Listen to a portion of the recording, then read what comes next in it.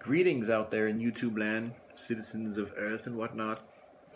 I don't know why I said that. Anyway, back with volume 2 of what I'm calling my home hack series, which a lot of the comments that you'll see on here are interrelated, and I'm kind of doing that purposely so sort of beat certain things into your head when you're entertaining people at home, regardless of audience. There you'll see some commonalities. So today we're going to discuss the romantic dinner for two, or just I guess a dinner for two. But you know, we all have significant others, if not all the time, definitely from time to time. Husband, wife, could even just be a good friend. Could be for somebody's birthday, etc., etc. I'm going to address this as if you are cooking dinner for a loved one who you are intimate with. Was that too randy? Anyway, without further ado, again, not going to be nearly as long as the last set of videos on the dinner or cocktail party, but you'll notice some similarities here. So we're going to get started. First thing, again, and this is probably going to be the beginning of every video I make in the home hack series, but know your audience. There's nothing more important than knowing your audience. That pervades the entire restaurant industry, and really, humankind. Not to get too philosophical about it, but you need to know people.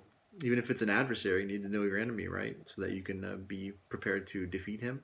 But definitely, when you are trying to cater to somebody, literally or metaphorically speaking, you really want to know them inside and out as much as you can. Can't be overstated in this instance. When you're doing a romantic dinner for somebody, you want to get it right, and you want to know as much about them as you can. So I would say, just realize this: when you're cooking for another person, if it's an anniversary or even just, hey, I'm going to surprise him or her with a romantic dinner, it's all about them. It no longer is about you. Certainly, if your tastes are a lot different than their tastes, you can make a different dish or two for yourself. Nothing wrong with that. But it is all about the other person. So do your homework. Ask some friends and family members.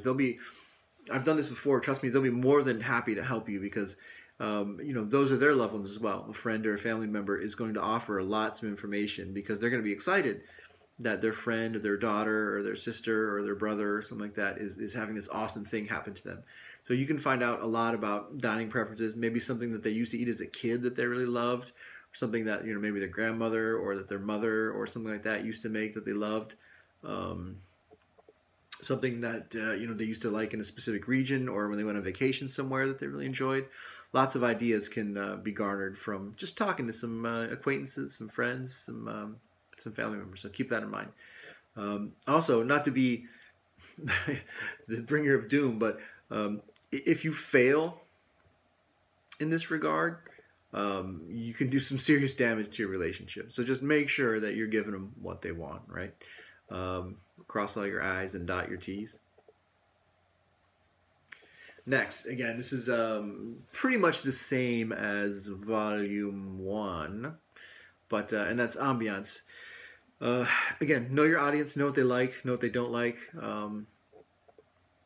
In this particular instance, it's not always going to be this way, but if you're providing a romantic dinner for somebody that you care about, ambiance is going to be almost as important, if not as important, as the food and drink that you set forth. So keep that in mind.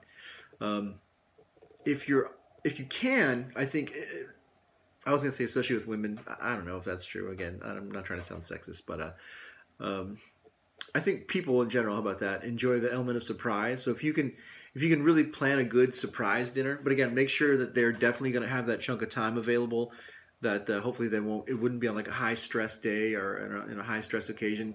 It'd be a day or a period of time in which they can be truly relaxed. But if you can use surprise, do, because I think everybody appreciates a welcome surprise. Next, I would say don't be overly cheesy unless you know for a fact that he or she enjoys that kind of thing. Some people love just the full-blown cheese with, like rose petals leading the doorway and romantic jazz and all that kind of stuff playing in candlelight and little gifts or something like that. But you should know your partner. Hopefully you do. If you don't, then I say do your research, do your homework, right? But anyway, don't be too cheesy though. You don't have to be cheesy. I find a little bit of subtlety is good, you know, and but sometimes, you know, also don't be afraid to go over the top. I'll give you a good example. This is when I was in high school. There was a girl who I really, really cared about, and I believe it was on her birthday that I did this. It might have been like Valentine's Day or something. Sorry, I don't remember. But I got her locker combination, and I put, I think it was like a card and a rose and maybe a little teddy bear. I mean, I was in high school, so that kind of stuff works. And then I went to all of her teachers and gave them flowers, like a little rose, to give to her when she came into each one of her classes. So a little bit of embarrassment, but you know, that kind of thoughtful activity, not toot my own horn too much, but that kind of thoughtful activity can go a long way. Again, know your partner, know your boyfriend, girlfriend, and set the cheese level accordingly. Music and lighting are important. You got a lot of options here, but I would say, you know, a relatively dimly lit place is good. Candles, I think, are almost always good. If you have adjustable lighting, then use it properly. One thing you definitely want to avoid is bright light, right? Nobody likes bright light. It's not romantic. Same thing with loud music. And, you know, unless your significant other or you know, whomever you might be cooking for really loves like metal or rap or anything like that, you probably want to put something that's low volume, ambient, probably with not a lot of lyrics to it, so that you can just have it in the background, but it can also be kind of, you know, sexy or inviting or whatever. I will say this about candles as well. Do not use scented candles, or at least not strongly scented candles, because it can confuse the palate and it can actually be a detriment to the flavor profiles that you're so diligently and painstakingly creating, right? Dress nicely, obviously. Groom yourself. Be clean. Clean your apartment. Clean your bathroom. Everything should be in a good place, you know. If you have the opportunity to get your pets out or to kind of find them to a certain space, you might want to do that. Unless, you know, your significant other loves your pets and loves to have them around at all times, in which case, include the little fella or lady. Budget. Unlike the previous volume, I would say this is the time to splurge. You know, obviously, you know, you have a specific budget. You know how much you can or can't spend, but this is the time to go for it. It's not the time to go Dutch.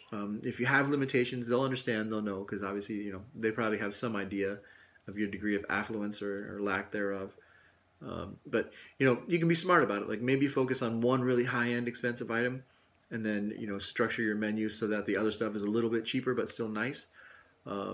Also, you know, consider at least one really nice bottle of wine, or, you know, whatever kind of cocktail or anything they might enjoy, like some good stuff. You know, get the good stuff. They'll notice. Trust me, they'll notice, and you will reap the benefits. You know what I'm saying? Now we get down to menu. Again, know your audience, know your audience, know your audience, and you know, equally as important is know your skill level. Don't get out of your comfort zone too much. Don't try to do things that you're not capable of doing. You know, look for recipes that you know that they enjoy, or at least types of cuisine that you know that they enjoy. But combine that with techniques that you're familiar with, so you know that you can execute these dishes well. That being said, you know, if you're able to practice, if you have time to practice these dishes, do it. Do it, do it, do it. Practice makes perfect. It's a cliche, but it's a cliche for a reason. Don't serve too much food. This is very important, because, you know, by the end of the meal, it could be so stuffed that you're not even going to appreciate the last course or two. Same thing with libations. You know, don't get too loaded too quickly, because it's just not going to end well for anybody. We'll say some things to avoid here at the end, but I would say, you know, this is not the time to serve just like party food, like, you know, chicken wings or hummus or like a house salad, a burger, unless that's like their favorite thing to eat, in which case, you know, there's nothing wrong with a burger and a romantic dinner if that's like her or his absolute favorite thing that they absolutely love more than anything. But most of the time, you know, you want to go a little bit more elegant with that. Also, avoid spicy stuff, greasy stuff, messy stuff, and anything that may induce any kind of gastrointestinal reaction, if you know what I'm saying. So probably you don't want to serve a lot of beans with your romantic dinner. If you can as well, if you have the printer to do this, get some nice cardstock and print up a menu with like the date, etc. on it. So it's a nice little keepsake, right? And then, you probably want to, if you can afford it, do beer and wine or cocktails with each course and pair it differently so that they complement each other. It's a nice touch and it'll be appreciated. I wouldn't serve more than 4 courses. Dessert should be one of them. With a romantic dinner, you want to serve dessert. I'd say if you're serving 4 courses, probably 2 small courses, 1 main course, and 1 dessert. Again, you don't have to overwhelm them with food. Small amounts of really good food is what you're looking for. You want to choose things that have nice color contrast, nice texture contrast, soulful dishes, but again, not too heavy. And then the other thing you want to do is pick up. This is an industry term. Choose dishes that can be what we call picked up easily. And pick up just means like the amount of time it takes you to make the dish. So have all your stuff ready. You're ready to go, and then you're able to actually get the dish on a plate quickly. So you want to keep that in mind because you want to be able to have conversation with this person because you care about them, and that's going to be as important to them as the food itself. So keep that in mind when you're doing everything. You might want to disable the smoke alarm if you're in a small place and try not to choose any menu items that are going to create a lot of smoke or a lot of congestion or anything like that. And again, just like the last one, come up with a production schedule, come up with a plan. Check and make sure you got all your tools, you have everything in its place before you go forward. And again, allow some extra time in case you make any mistakes or in case you burn something and have to remake it. And when you're purchasing the food, keep that in mind as well. You might want to buy a little bit extra of this or that in case you muck up. And no harm, no foul there. But plan for mistakes, and then you can overcome them when they happen, right? Just real quickly at the end, just want to go through just some general ideas about things to possibly serve and not serve. Again, I think some of them are cheesy, but I mean you can kind of be a little cheesy. But some winners are always like pasta is a big winner, risotto, that kind of thing. Steak, lobster, different kinds of fish can be really good. Salmon, lamb, unless some people don't like lamb, but lamb is fancy kind of things. Even like a pork chop or pork tenderloin is a real easy one to make. Something that I like to do is an herb stuffed pork tenderloin. I serve it over like a wild mushroom risotto depends on the season, but sometimes I use like an apple cider gravy and then put some fresh herbs on top. It's always a good one. Duck breast is something that's kind of fancy and delicious. Any number of wine reduction sauces, like a beurre blanc or variations thereof, or red wine reductions.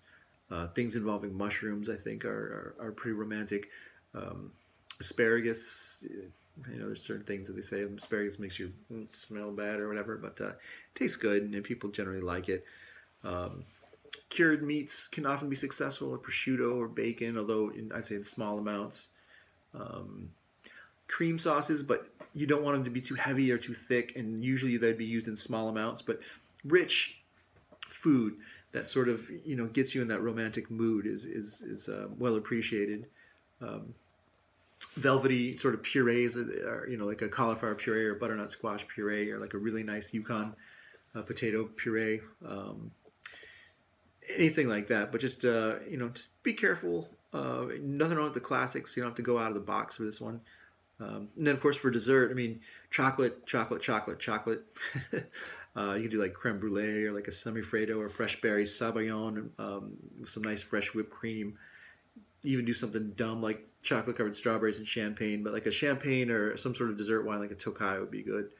Again, it's easy. You don't have to go overboard with it, but just make sure it's good, it's fresh, it's tasty. Things to avoid, obviously, like you don't want to do pizza for this. You don't want to do Chinese food. You don't want to go tacos or sandwiches. Stay away from things that make your breath smell bad. Stay away from too many spicy things, things which are going to cause you like slurp, like a broth-based soup. And you should have great success. That's about it for this one. Like I say, it's kind of similar to the other one, but good luck and happy romance.